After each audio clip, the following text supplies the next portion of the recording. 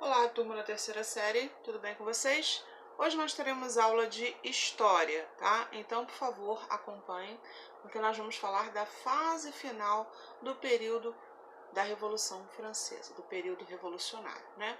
Só recapitulando um pouquinho, na aula anterior eu falei sobre a questão, né, das forças contra-revolucionárias, foi o último tema que eu falei, e aí hoje, né, dando um segmento, né, fazendo essa conexão histórica, eu vou falar sobre o período da República e Convenção Nacional, tá? Então vamos lá. Logo após, né, a questão das forças contra-revolucionárias se manifestarem, né, o povo saiu às ruas, né, e pegaram em armas e partiram para o ataque, ok? Foi pro tudo ou nada. E aí o que aconteceu? Vamos analisar. A vitória contra os exércitos estrangeiros deu nova força aos revolucionários franceses.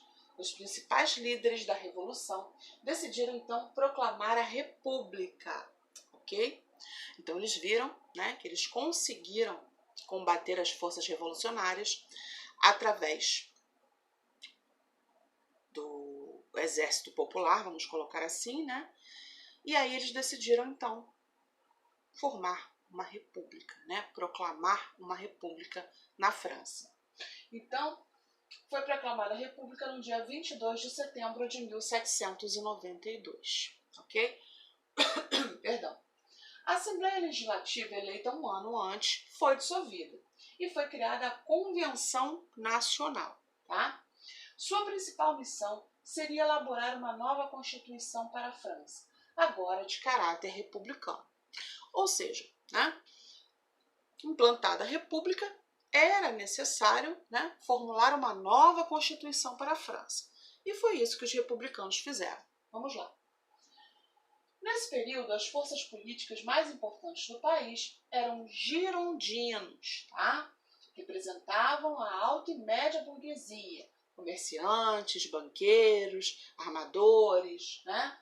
E defendiam que é o poder moderador, defendiam a moderação, porque eles temiam, né, que as camadas populares tomassem o poder. Então eles trabalhavam com muita moderação, né, com muito equilíbrio, ok? Jacobinos, representantes da pequena e média burguesia, profissionais liberais, lojistas, né, operários, eram mais radicais e defendiam o quê? Interesses populares, ok? Planície representava uma burguesia oportunista, né? Mudavam de posição conforme sua conveniência, tá? Então, nós podemos analisar aqui que nesse período republicano, né, existiam três forças políticas, né? Os jacobinos, os girondinos e a planície, ok? Bom, dentro desse contexto, Luís XVI foi julgado, condenado e guilhotinado em 21 de janeiro de 1793, tá? Após a sua morte, o que aconteceu? Os jacobinos assumiram o poder e criaram uma série de órgãos encarregados da defesa da Revolução, dentre eles Comitê de Salvação Pública e criação do Tribunal Revolucionário. Bom, quem era o líder dos jacobinos? Robespierre. Esse período também é conhecido como o período do terror, tá? E aí, o que aconteceu dentro desse período em que Robespierre possuía o poder, né? Por que é conhecido como o período do terror? Vamos entender.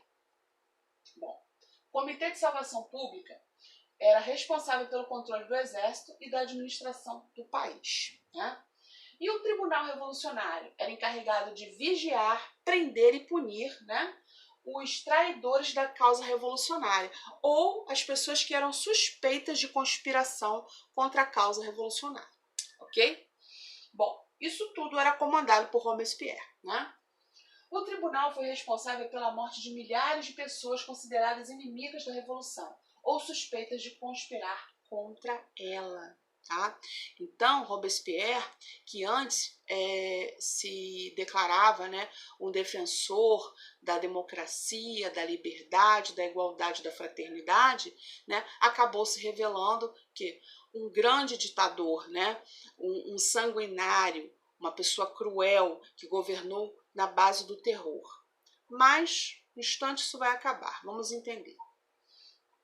Nessa fase, também conhecida como terror, instalou-se uma ditadura dos jacobinos, sob a liderança de Robespierre. Robespierre obteve alguns êxitos, né, dentro do seu governo, principalmente no setor militar, com a contenção do ataque de forças estrangeiras. Ele criou a nova Constituição em 1793, que assegurava ao povo o sufrágio universal, ou seja, o voto, né? O direito de rebelião, de trabalho e de subsistência. De certa forma, ele atendeu alguns anseios populares, né?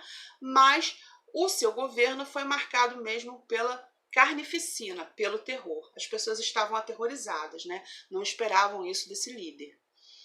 E aí o que aconteceu? Os girondinos e o grupo da planície uniram-se contra o governo de Robespierre, logo após a morte de Luís XVI, tá? E aí o que aconteceu? Sem apoio político, Robespierre não teve condições de reagir, né? Sendo preso em 27 de julho de 1794. E logo depois ele foi guilhotinado. Ele teve o mesmo destino do rei. Bom, chegava ao fim a fase do governo do terror, né? Com a morte de Robespierre.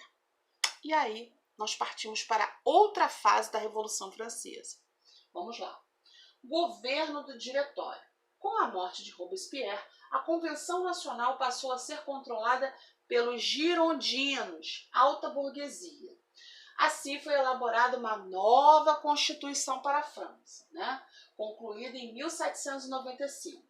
A nova Constituição estabeleceu a continuidade do regime republicano, né? Manteve o regime republicano, que seria controlado pelo Diretório, composto de 5 membros, tá? Eleitos pelo Poder Legislativo. Ok? Então, com a morte de Robespierre, o sistema republicano se manteve, mas foi elaborada uma nova Constituição, né? E o país passa a ser governado pelo diretório composto de 5 membros. Até aí, tranquilos, né? Vamos lá. O diretório vigorou de 1795 a 1799. Foi então que o general Napoleão Bonaparte, né, que ganhara prestígio pelo seu desempenho, ok? Por ser um estrategista, por ser uma pessoa muito inteligente, muito bem sucedida em todas as suas estratégias, né? E com o apoio da burguesia e do exército, deu um golpe de Estado. Qual o nome desse golpe de Estado? Golpe de 18 do Brumário, ok? Vamos entender o que foi esse golpe.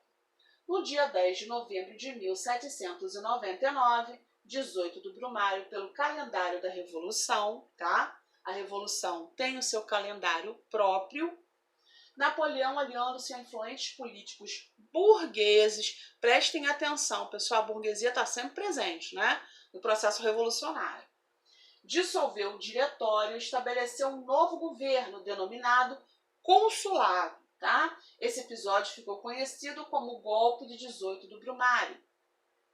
Então, pessoal, podemos entender que a burguesia apoiou Napoleão nesse golpe, tá? Agora vamos entender o porquê que a burguesia apoiou Napoleão. Vamos lá. Napoleão evitou que setores mais identificados com os interesses das camadas populares, como os jacobinos, tomassem o poder. Assim, Napoleão consolidou as conquistas da burguesia francesa, encerrando assim o ciclo revolucionário. Então, eu sempre falei isso ao longo das aulas sobre o capítulo 4, né, Revolução Francesa. A burguesia financiou, estimulou, incentivou a Revolução Francesa, né? O povo foi usado como massa de manobra, ok? E finalmente a burguesia consegue se consolidar politicamente através, né, da ascensão de Napoleão ao poder. Vocês estão entendendo? mais importante do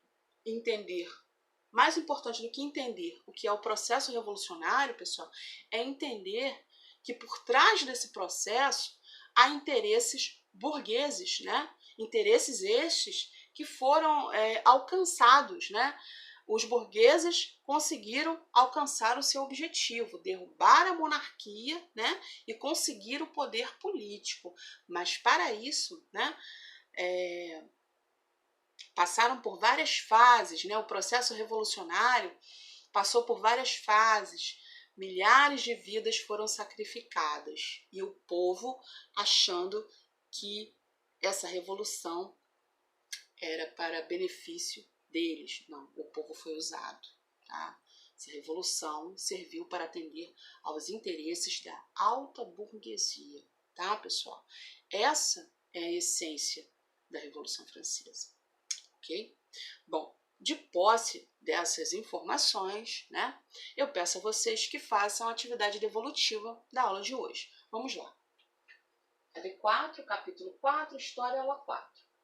Primeiro, identifique os principais grupos políticos e suas respectivas posições na fase da República. Pessoal, é uma pergunta muito simples, resposta mais simples ainda, né? Basta apenas estudar, né?